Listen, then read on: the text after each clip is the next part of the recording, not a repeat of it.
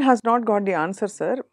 శివ లాంటి సినిమా తర్వాత శివ అసలు కాస్టింగ్ జరిగినప్పుడు అంటే వెన్ యూ లుక్ బ్యాక్ ఆ రోల్కి మీరు బాగున్నారని కదా మిమ్మల్ని తీసుకుని ఉంటారు. అంటే హ్యాండ్ పిక్డ్ కదా ఆ రోల్ క్యారెక్టర్స్. నేను ఇక్కడ అంటేనమ్మా let me take it in this way పాజిటివ్గా. Shiva came in 89. అవును, మా పెళ్ళైంది 89. 90 నుంచి మెల్లిగా ఇండస్ట్రీ తరలి ఇక్కడ రావడం జరిగింది. అవును, ఆ దీంట్లో ఏంటంటే అప్పుడున్న పెద్దలు they put certain conditions or norms saying that ఇక్కడున్న వాళ్ళని యూ ప్రిఫర్ దెమ్ అని. సో నాకు వ్యక్తిగా నేను ఇక్కడికి షిఫ్ట్ అయ్యే పరిస్థితిలో లేదు. ఎందుకంటే అంతకుముందే ఒక దగ్గర ఒక 6 నెలల్లో 7 నెలల్లో ఉంటుంది. నేను అక్కడ చెన్నైలో ఇల్లు కొనుక్కొని 6 నెలలు ఉన్నాను నేను. సో ఆ ఇల్లు వెంటనే అమ్మేసుకుని నేను ఇక్కడికి రావాలంటే ఆ ఇల్లు అమ్మాలి. అవును, దాని మీద కాస్త కొద్దిగా అప్పు ఉంది. సో అప్పు తీరిస్తే కానీ నేను అమ్మలేను. సో ఈ పరిస్థితుల వల్ల వన్ బై వన్ నన్ను రోజుకి ఒక్కొక్క మెట్టు వెనకాలకి లాగేసింది. సో నేను షిఫ్ట్ అవ్వలేదు. ఒక ప్రదేశం వదిలేసి ఒక ఫ్యామిలీతో ఇంకో ప్లేస్కి షిఫ్ట్ అవ్వాలంటే సామాన్య విషయం కాదు. అందులో అక్కడ నాటుకుపోయి అంతకాలంగా అవన్నీ వదిలేద్దామా, నాటుకుపోవడాలు ఇవన్నీ వదిలేద్దామా. ఒక మామూలు మన ఇందాలు మాట్లాడుకుని ఒక మధ్యతరగతి కుటుంబం ఆర్ లిటిల్ అప్పర్ క్లాస్ దీని మీద అనుకుంటే, అండ్ మధ్యతరగతి అంటే మళ్ళీ మీరు సార్ పేరు తీసుకొస్తారేమో, అందుకని అది కాకుండా దీని నుంచి ఇక్కడ బయటికి రావాలంటే ఇట్స్ వెరీ డిఫికల్ట్ థింగ్. నేను అది చేయలేకపోయానమ్మా. సో ఆ దీంట్లోని నేను ఏమైనా మిస్ అయిపోయి ఉంటాను అది కూడా అలా అనుకుంటా. Let us take it like that.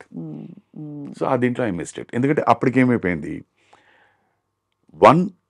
అప్పటిదాకా నేను పనిచేస్తున్న దర్శకులందరూ వాళ్ళెవ్వరికి డైరెక్షన్ ఛాన్సెస్ రాలేదు. కొత్త క్రాప్ ఆఫ్ డైరెక్టర్స్ వచ్చేసారు, న్యూ క్రాప్. సో వాళ్ళందరూ they were preferring artist year. వాళ్ళకి ఆల్రెడీ ఉన్న సర్కులు తెలిసిన వాళ్ళతో దే వర్ డూయింగ్, అండ్ ఆ సినిమాలన్నీ సక్సెస్ఫుల్గా వెళ్తూ ఉన్నాయి. So the trend change. అది ఆ దీంట్లో నేను ఫిట్ అవ్వలేదు. లేదు సుధాకర్ చేత ఇది చేయిద్దాం, పిలిపించండి అనే పరిస్థితి రాలేదు. They were someone others. Shiva బాగా ఎంజాయ్ చేసి ఉంటారు కదా సార్ ఆ షూటింగ్. కరెక్ట్గా అంతా if you take the entire average age group of అందరూ, ప్రొడ్యూసర్స్ కానీ, డైరెక్టర్ గారు కానీ, కెమెరామెన్ గారు కానీ, we would all be around 25-26 years average తీసుకుంటే. సో ప్రతి ఒక్కరూ వారి కాలేజ్ అనుభవం, వారి కాలేజ్ ఎక్స్పీరియన్సెస్, చిన్న ఇన్సిడెంట్స్ అవన్నీ చెప్పేవారు. Enjoyed working with it. Varma గారితో ఎలా ఉండింది సార్ యువర్ జర్నీ? అమ్మా నాకు ఆ రోజు నుంచి ఈ రోజు వరకు చెప్తున్నానమ్మా, he is a person who believed his consciousness. వారి నమ్మకం అది. he was clear, నాకు ఇది చాలు, ఇది వర్కౌట్ అవుతుంది. అప్పుడు ఎలా ఉన్నారో ఇప్పుడు అంతేనమ్మా. దట్ గట్ ఫీలింగ్తో he was the same. నాకు వారిలో ఇంత మార్పు కూడా నాకు అనిపించలేదు. ఆ రోజు ఎలాగున్నారు, this is okay, this is perfect, work out అవుతుంది. ఇవాళ అంతే.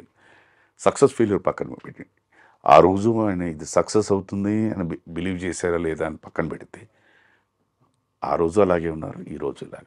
సక్సెస్ అయిందా, ఆనందం లేదా. మ్యాన్ విత్ కన్విక్షన్ అమ్మా. అది రైటా రాంగా, మీకు రైట్ రాంగ్ అనిపించచ్చు, ఆయనకి రైటా రాంగ్ అంటే రైట్ అని చేస్తారు. అవును, ఆ కన్విక్షన్ అనేది ఇప్పటికీ అదే ఉందమ్మా. This is what was there. ఆ రోజు వారు ఎవరో ఎవరికి తెలియదు. అవును, కొత్త డైరెక్టర్ అందులో ఎవరికి తెలియదు. ఆ సినిమా రిలీజ్ అయిన తర్వాతే అందరికీ తెలిసింది. ఆ రోజు ఏ కన్విక్షన్ అయితే ఉందో ఈ రోజుకి ఈ క్షణాన్ని కూడా అదే కన్విక్షన్. No change. ఎంతమంది మంచి లెజెండ్స్తో మీరు వర్క్ చేసే అవకాశం వచ్చింది సార్.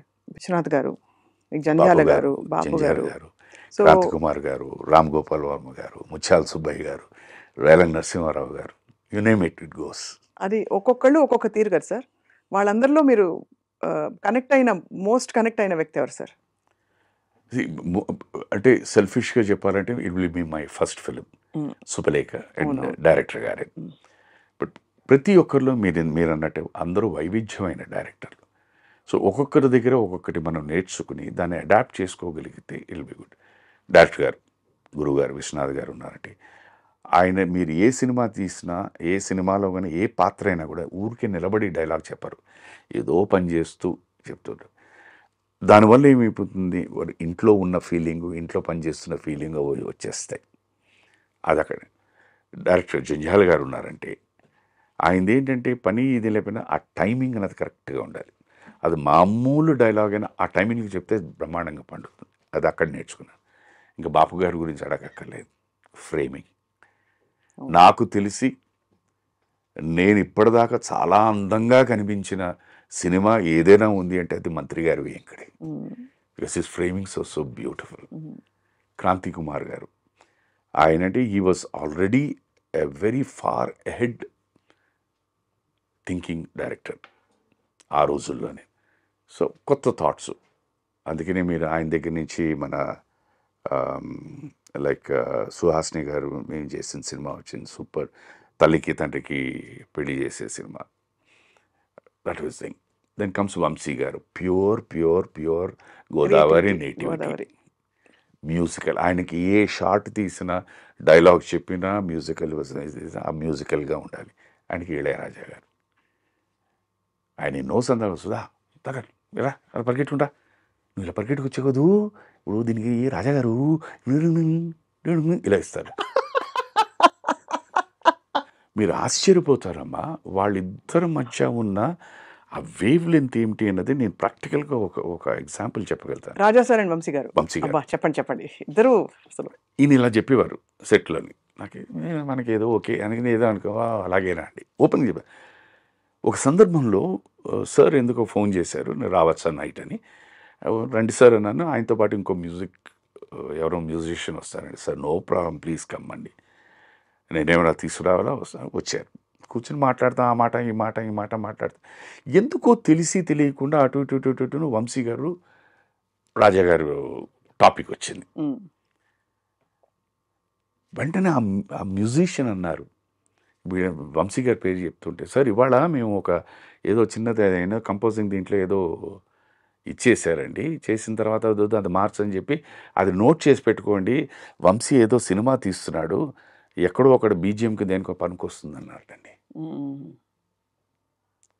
నేను అలా ఉండి బ్లాంక్ అయిపోయాను. సడన్గా సార్ ఏమైపోయాను, లేదు సార్ ఇప్పుడు సార్ ఇది ఈ మాట అంటున్నారు, రాజా గారు ఇలా కంపోజ్ చేసి ఇది ఉంచండి, ఇది ఇప్పుడు వాడద్దు, వంశీ గారు ఏదో డైరెక్ట్ చేస్తే దానికి ఎక్కడైనా బీజిఎంలోనో లేకపోతే ఏదో షార్ట్లో వాడదామని. ఆయన నాకు ఒక సందర్భంలో సుధాకర్ నువ్వు ఇలా పరిగెట్టుకుంటురా అని చెప్పి పరిగెట్టుకిచ్చి దీనికి ఈ మ్యూజిక్ ఇస్తారన్న. వాట్ ఏ కోఇన్సిడెన్స్ అండి.